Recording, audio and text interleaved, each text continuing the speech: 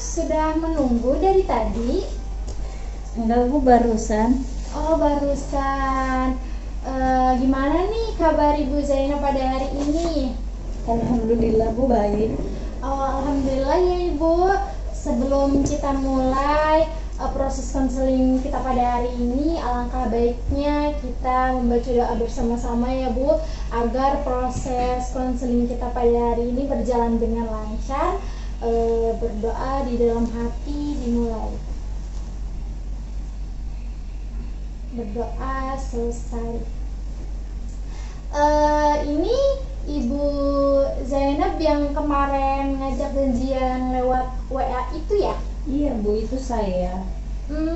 Kalau boleh tahu, Ibu Zainab ini tahu nomor saya dari mana ya, Bu? Dari teman sih, Bu. Oh, dari teman. Kira-kira cari tahu sendiri atau direkomendasi ini? Cari tahu sendiri, Bu. Oh, bagus sekali nih Ibu Zainab, cari tahu sendiri. Berarti Ibu secara sukarela ya untuk melaksanakan konseling kita pada hari ini. Iya, Bu, sukarela untuk mengikuti konseling hari ini dengan Ibu.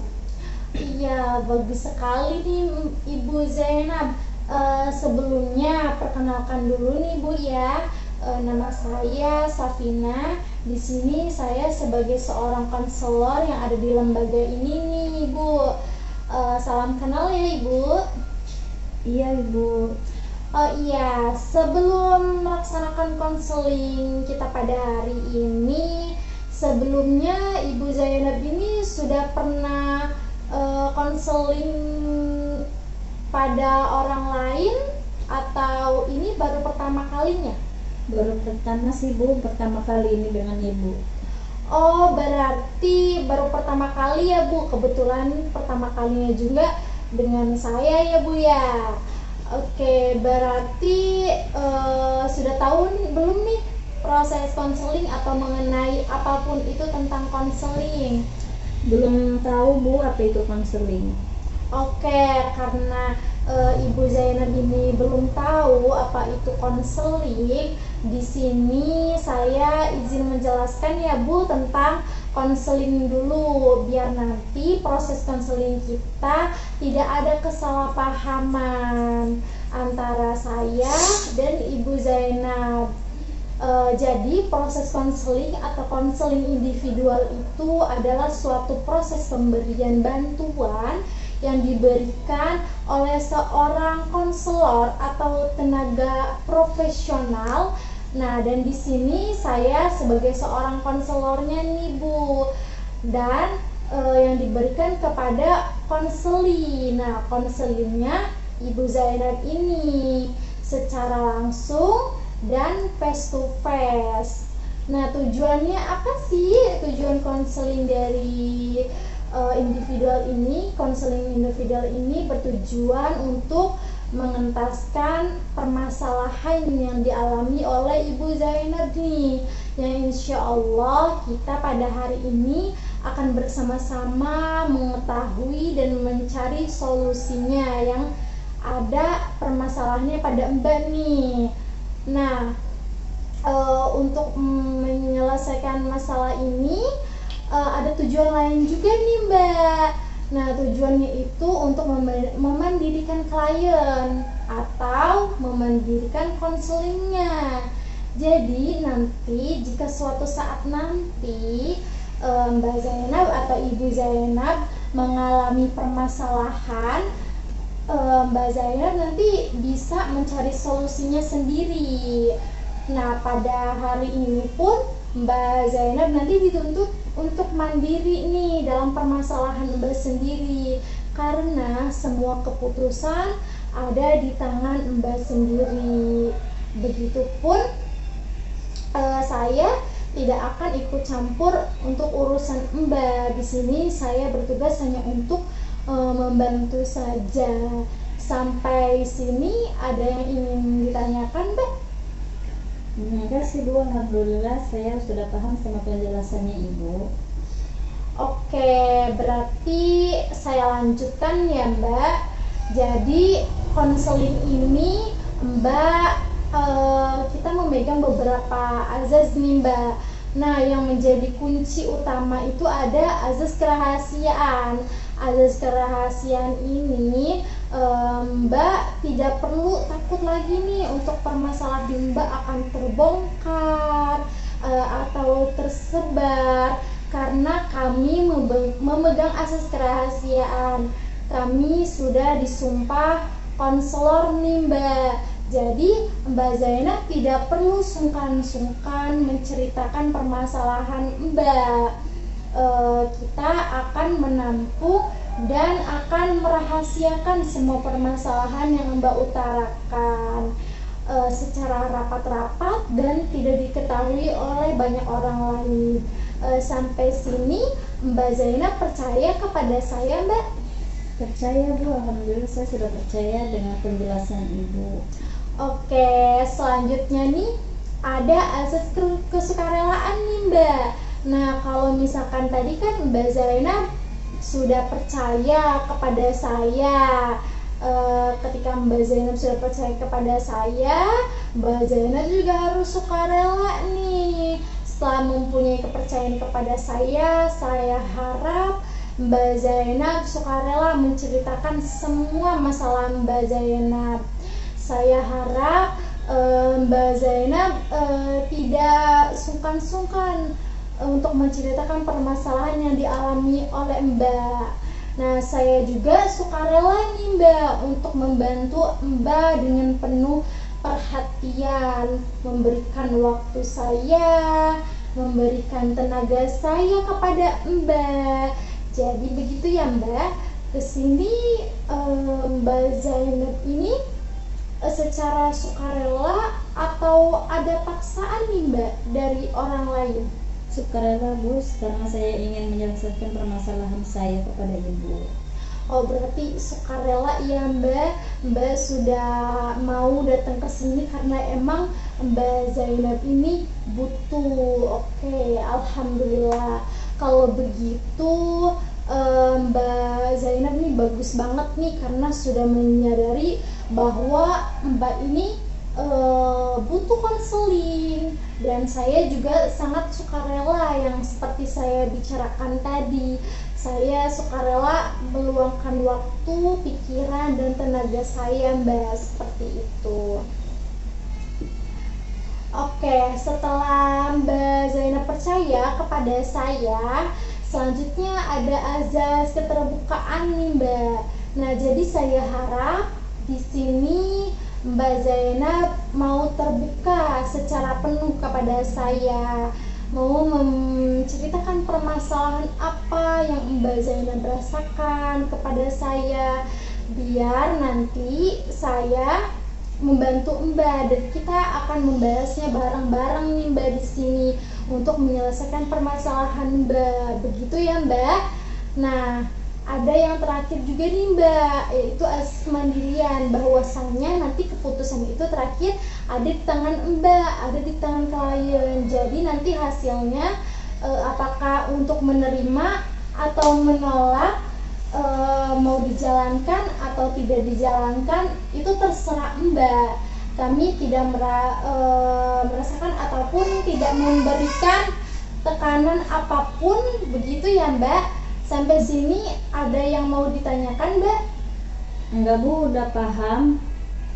Oke, baik. Berarti Mbak sudah percaya ya kepada saya Mbak? Iya Bu, saya sudah paham sama Ibu, saya sudah percaya dengan Ibu.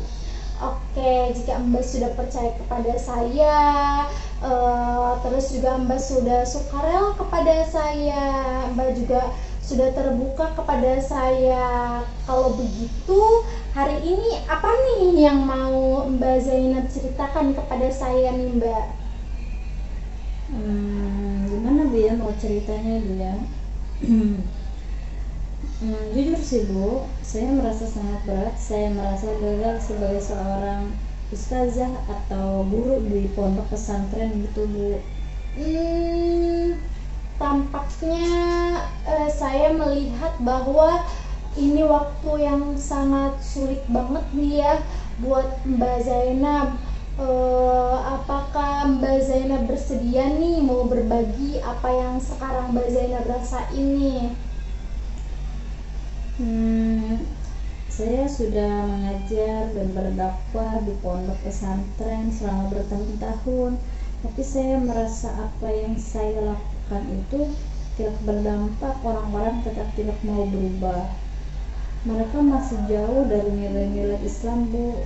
Saya sudah berusaha sekuat tenaga saya, baik waktu serta ilmu saya berikan dengan penuh keikhlasan, tapi nyatanya itu tidak ada gunanya, Bu. Saya merasa usaha saya itu sia-sia.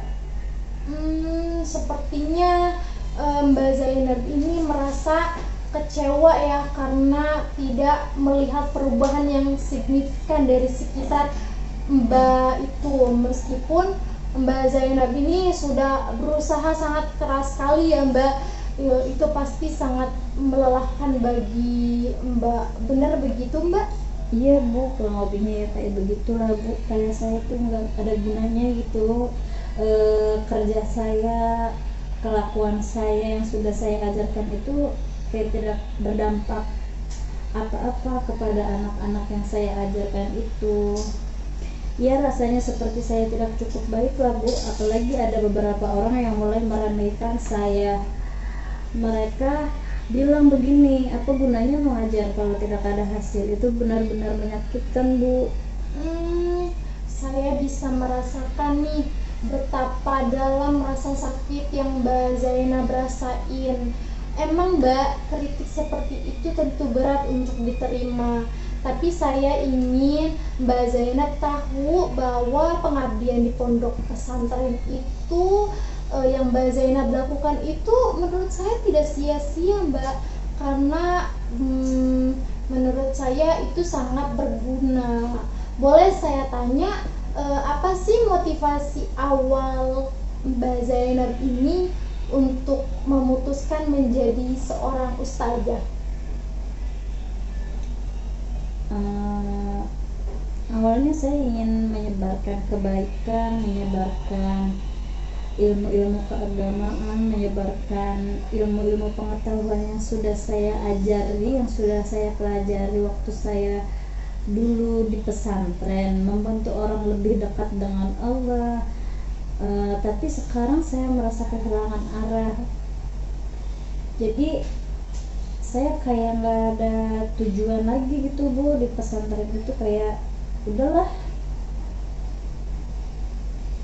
Jadi Mbak sudah keluar dari pesantren atau masih?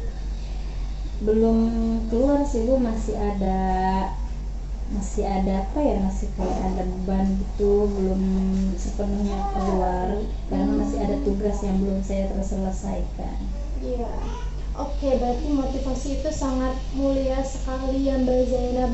Kadang-kadang hasil dari usaha kita itu tidak terlihat langsung. Mengajar dan berdakwah ini adalah tugas yang mulia nih Mbak Zainab, dan perubahan dari seseorang itu adalah urusan Allah Mbak. Mbak Zainab sudah menjalankan amanah dengan niat baik Mbak, itu sudah sangat berarti. Selain itu Mbak Zainab, apakah ada motivasi lain yang membuat Mbak Zainab ini memutuskan untuk menjadi seorang pengabdian gitu? Sebenarnya pengabdian ini juga diperintahkan dari pimpinan pondok langsung, dan kebetulan orang tua saya juga menyetujui dengan itu, dan saya mau tidak mau mengikuti sesuai dengan yang diperintahkan. Tapi awalnya saya itu berat karena ini tuh bukan image saya, bukan tempat saya lah gitu. Tapi ya mau gimana lagi ya, namanya juga perintah dari Pak Kiai, dari pimpinan, orang tua juga menyetujui, ya mau gak mau saya ikuti. Berarti Mbak Zainab ini sebenarnya pada awalnya itu ikhlas menjalankan pengabdian atau tidak nih Mbak? Awalnya sih belum ikhlas, tapi lama-kelamaan hati saya mulai terbuka dan dengan sukarela saya mengabdi di pondok pesantren. Tapi kalau tidak ada hasil, apa gunanya saya terus mengajar lagi? Oke.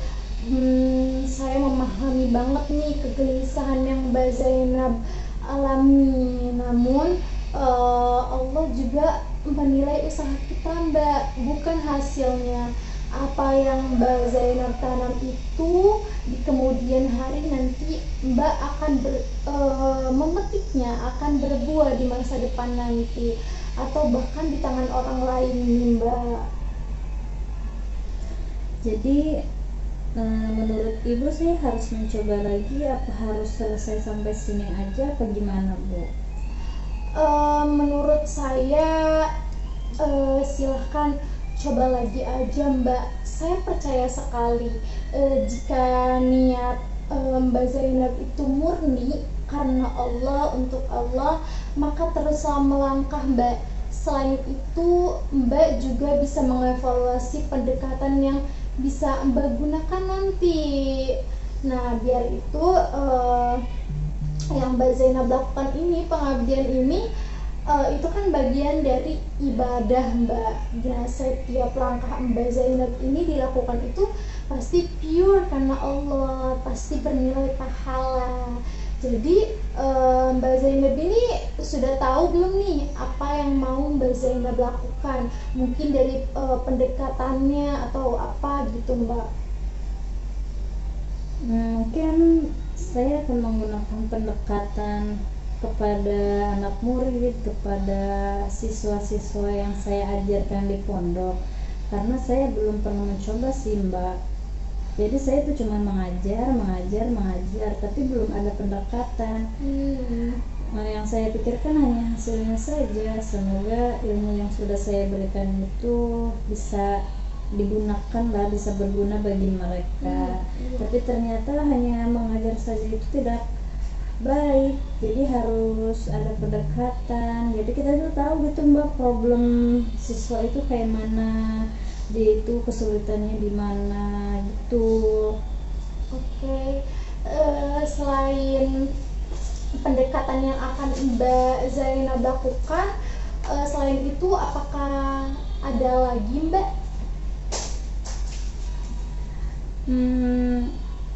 Gimana ya Bu ya, sepertinya sih saya butuh support dari orang sekitar dulu, kayak misalkan dari orang tua, dari teman, dari sahabat, dari yang sudah pernah mengalami apa yang udah saya alami. Pasti ada aja sih Mbak awal-awal yang namanya pengabdian ya.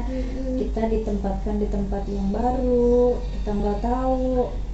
Jadi saya pendekatan lah sama yang sudah lama di sini, yang sudah lama mengajar, yang sudah lama mengabdi. Saya sebenarnya sih Mbak sudah berada di fase capek dengan keadaan. Saya inginnya sih selesai sampai sini saja gitu, cuma kan masih ada beban, masih ada tugas yang belum terselesaikan. Jadi saya harus kayak gimana ya Mbak ya? Jadi Mbak Zainab ini pertama ingin mengembalikan semangat Mbak Zainab gitu ya? Iya Mbak.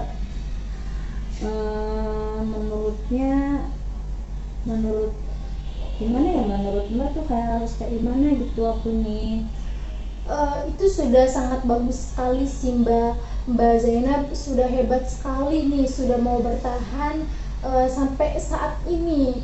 Saya yakin Mbak nanti bisa melakukannya lagi ya Mbak Zainab harus mencoba. Kan Mbak Zainab belum mencoba nih, kita coba dulu nih Mbak Zainab, supaya nanti Mbak Zainab tahu kira-kira Mbak Zainab akan mulai kapan nih untuk menyembuhkan luka di dalam hati Mbak.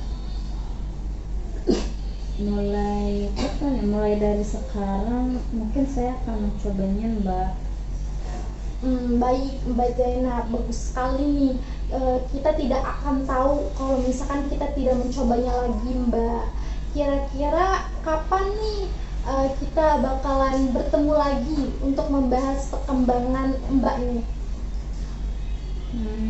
Mungkin 2 minggu lagi atau 1 bulan lagi Mbak, soalnya kan saya ada di lingkungan pesantren ya, nggak seenaknya saya keluar masuk begitu, karena kan harus izin dulu sama pimpinan, sama yang punya pesantrennya. Bisa buat janji untuk bertemu lagi. Apakah ibu bisa untuk bertemu lagi nanti 2 minggu atau 1 bulanan lagi? Tentu bisa Mbak Zainab, saya siap kapanpun Mbak Zainab butuh bantuan. Nanti Mbak Zainab silakan buat jadwal saja, nanti Mbak bisa konfirmasi ke WA saya. Mbak Zainab sudah megang kan WA saya? Terima kasih. Masih ada sih Bu, masih ada WA-nya, udah saya simpan. Oke, berarti nanti Mbak Zainab tinggal hubungi saya Mbak ya, kalau misalkan Mbak Zainab butuh. Mungkin saya sudah berkonsultasi dengan ibu, saya bisa untuk bersemangat lagi untuk mengajar dan mengabdi lagi kepada pondok. Dan sekarang yang saya rasakan itu merasa lebih ringan gitu beban saya. Alhamdulillah, berarti Mbak Zainab ini hebat sekali ya. Itu sudah langkah yang baik nih Mbak. Ingat Mbak Zainab, Mbak tidak sendiri nih dalam perjuangan ini. Mbak Zainab masih punya saya, Mbak Zainab ada keluarga, Mbak Zainab teman-teman yang bisa mensupport Mbak Zainab. Jadi Mbak Zainab nggak boleh putus asa, nggak boleh nyerah. Mbak Zainab hanya perlu istirahat saja untuk menyembuhkan luka-luka yang ada di hati Mbak. Ya Mbak Zainab ya, saya yakin Mbak Zainab bisa melakukannya. Insya Allah Bu, saya akan mencoba lagi untuk melihat dari sudut pandang yang berbeda. Mungkin ya pandangan saya kan, saya hanya melihat hasil anak saya, ada perkembangannya, untuk hasilnya tuh lebih wow gitu, lebih bagus. Tapi harus ada pendekatan juga kan Bu ya. Masya Allah sekali ya Mbak Zainab. Itu bisa dilakukan nanti nih Mbak Zainab. Berarti sampai saat ini gimana nih perasaan Mbak Zainab sudah melakukan konseling individual? Apakah merasa lega atau masih ada kegundahan di hati Mbak Zainab? Udah merasa lega Bu, udah merasa ringan, kayak udah plong gitu perasaannya. Alhamdulillah, berarti kita cukupkan saja nih Mbak ya konseling kita pada hari ini. Untuk 2 minggu atau sebulan ke depan kita akan melihat perubahan Mbak nih. Nanti Mbak bisa janjian kepada saya lewat WA nih Mbak ya. Iya Bu. Oke, saya berterima kasih banget nih kepada Mbak Zainab.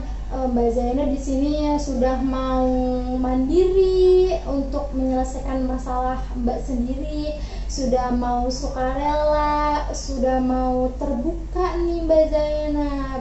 Saya berterima kasih sekali kepada Mbak Zainab, dan saya juga mohon maaf nih Mbak Zainab bila saya ada kekurangan dari kata-kata saya atau sikap saya, dan semoga solusi tadi bisa berjalan dengan lancar ya Mbak. Iya Ibu. Oke, mungkin sesi konseling kita pada hari ini kita cukupkan saja ya Mbak pada hari ini. Iya Bu, takut ibunya ada kesibukan yang lain, ketemu dengan pasien atau konseling yang lain. Oke, iya Mbak Zainab. Sebelumnya terima kasih kembali ya Mbak Zainab. Kita tutup dulu konseling individual kita pada hari ini dengan bersama-sama mengucapkan ayat Alhamdulillah. Alhamdulillahirabbil alamin. Sudah Mbak Zainab. Mbak Zainab mau langsung pulang atau bagaimana? Mau di sini dulu Mbak sebentar boleh ya? Saya tutup dengan baca salam dulu Mbak ya. Iya. Assalamualaikum warahmatullahi wabarakatuh. Waalaikumsalam warahmatullahi wabarakatuh.